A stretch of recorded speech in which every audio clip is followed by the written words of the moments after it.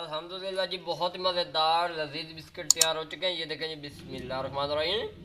अगर वीडियो पसंद आ जाए तो चैनल को सब्सक्राइब। अस्सलाम वालेकुम, उम्मीद करें ना तुम सारे ठीक हो। तो अपना भाई मोहम्मद बिलाल मिस्टर जॉर्ज 478 ਦੇ ਨਾਲ ਤੁਹਾਡੀ ਖਿਦਮਤ ਵਿੱਚ ਹਾਜ਼ਰ ਹੈ।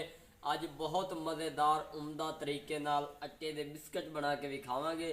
ਤੇ ਜਿਨ੍ਹਾਂ ਦੋਸਤ ਹਜੇ ਤੱਕ ਚੈਨਲ ਨੂੰ ਸਬਸਕ੍ਰਾइब ਲਾइक शेयर नहीं किया वो जल्दी नाल कर दियो, ताकि जो चटपटी मज़ेदार और नवियां तो नवियां वीडियो तुहाडे तक पहुँचदियां रहन। सुबह का टाइम है, अल्हम्दुलिल्लाह ठंडी हवा चल रही है, उत्तों साडी निम खलोती है पे तो VIP तरीके नाल वीडियो बनावांगे, तुहानूं नाल नाल गाइड कीती जावांगे। तो बिना टाइम वेस्ट किए असीं चलने अगले स्टैप की तरह।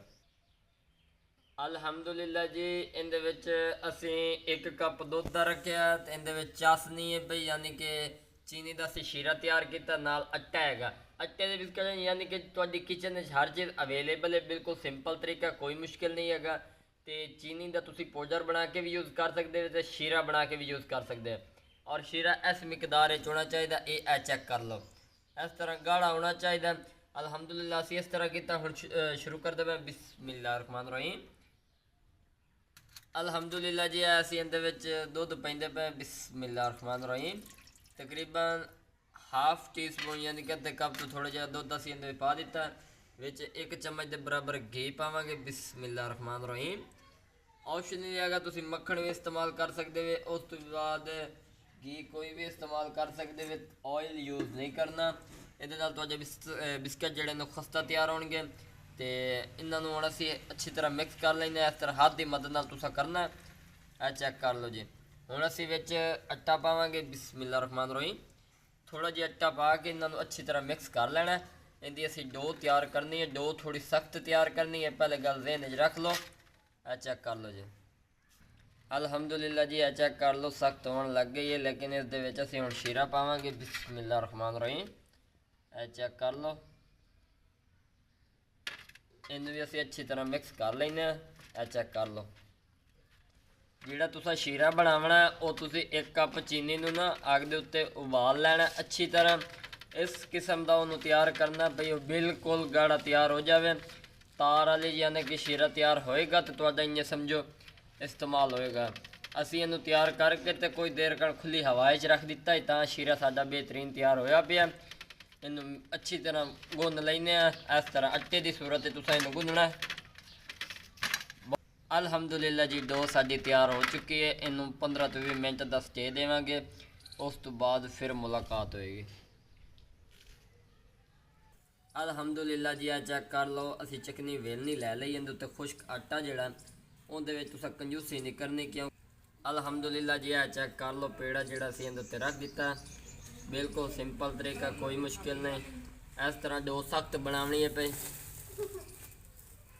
अल्हम्दुलिल्लाह जी, इनू असीं गोल गोल कर लैने। खुश्क आटे दे विच इनू असीं अच्छी तरह मिक्स कर लैने। चेक कर लो, बिल्कुल सिंपल तरीका।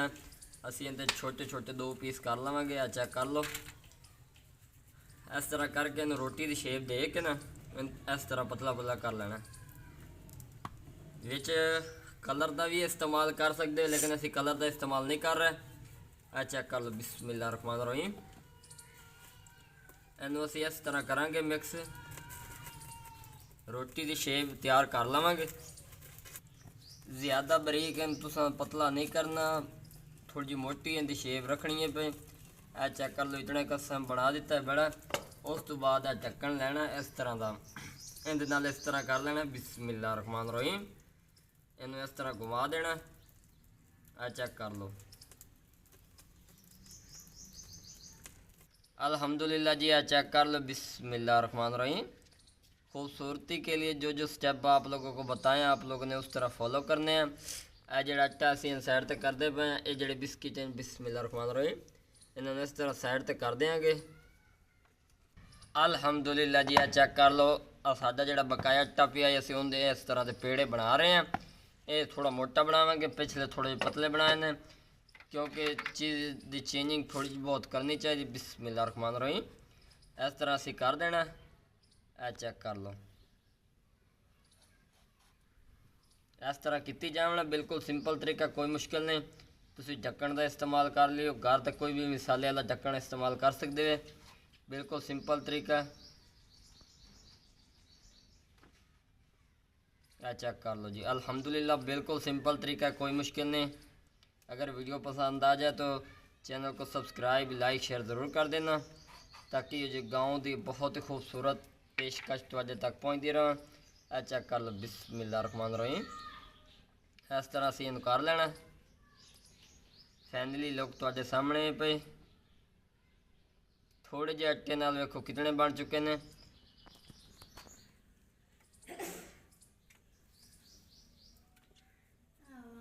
आटा असीं ज़ाया नहीं किया, असीं थोड़ा जिहा जिहड़ा इंज ते कनियां बचियां ने उन्होंने फिर स्टेनर की मदद नाल गोल गोल फिर बना रहे हैं, ताकि जितना हो सके आटे की बचत की जाए। चेक कर लो, 3 बिस्किट किचन दे विच तैयार हो चुके हैं।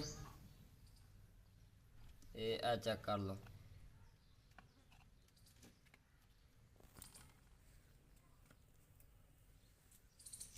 अल्हम्दुलिल्लाह बिस्किट साढ़े मुकम्मल तौर पर तैयार होए पे ने। हुण अग भी बल्ली पई है। हुण असीं इहदे उत्ते बर्तन रखते पे हैं, विच घी पैने आप तो फिर तुहानूं विखाइने हैं। अल्हम्दुलिल्लाह जी, बिस्मिल्लाहिर्रहमानिर्रहीम। घी गर्म हो चुका है, इसके अंदर हम लोग बिस्किट पा रहे हैं। चेक कर लो, इन्हूं अलग अलग करके तुसां पावना। अल्हम्दुलिल्लाह जी, असीं इस तरह पीस विच पा रहे हैं। बर्तन वड्डा तुसां कोशिश करनी घी गर्म होवे ते तां पावणे ने। और इहदे विच तुसां ना गोल्डन कलर जदों तिकर ना आवे उदों तिकर तुसां इन्हां नहीं कढना। चेक कर लो जी, असीं इन्हां नूं इस तरह कर लैंदे हैं। और अग नूं ज़्यादा तुसां तेज़ नहीं करना। बिस्किट तुहाडे बहुत मज़ेदार तैयार होणगे। चेक कर लो जी, अल्हम्दुलिल्लाह जी। चेक कर लो, बिस्किट हमारे जो हैं बहुत ही खूबसूरत तैयार हो चुके हैं, जिसको आप लोग चाय के साथ भी यूज़ कर सकते हैं, बच्चों को भी खिला सकते हैं। थोड़ा सा और पकाएंगे, गोल्डन कलर आने लग चुका है और उतार कर आप लोगों को दिखाएंगे। अल्हम्दुलिल्लाह जी, बाकी 4 पीस रह चुके हैं, असीं वो पा रहे हैं। बिस्मिल्लाहिर्रहमानिर्रहीम। बिल्कुल सिंपल तरीका है, कोई मुश्किल नहीं, एक बार ट्राई ज़रूर करें। अगर वीडियो पसंद आ जाए तो चैनल को सब्सक्राइब लाइक शेयर ज़रूर करना, ताकि इस तरह के लेटेस्ट वीडियोस आप लोगों तक बर वक्त पहुँचती रहें। तो ये देखें जी, असी ये बाकी जोड़े रह गए इन्हों पकाइंदे पे, गोल्डन कलर आएगा तो तां उतारांगे तो फिर तुहानूं भी खावांगे।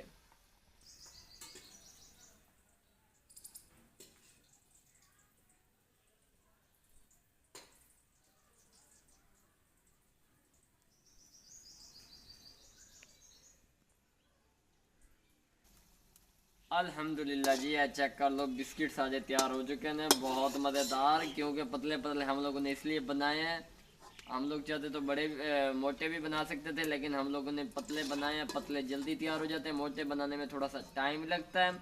तो आप लोगों ने परेशान नहीं होना, आप लोगों ने छोटे छोटे बनाकर 1 महीने के लिए 1 साल के लिए भी स्टॉक कर सकते हैं, ताकि छोटे छोटे बच्चों को अगर ख़र्चा ना भी हो तो आप लोग ये बिस्किट बनाकर उनको खुश कर सकते हैं।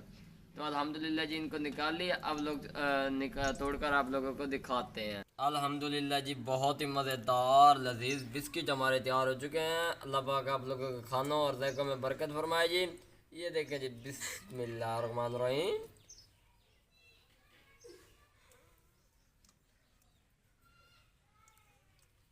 दुआओं में याद रखना। तब तक के लिए इजाज़त चाहते हैं। अल्लाह हाफिज़।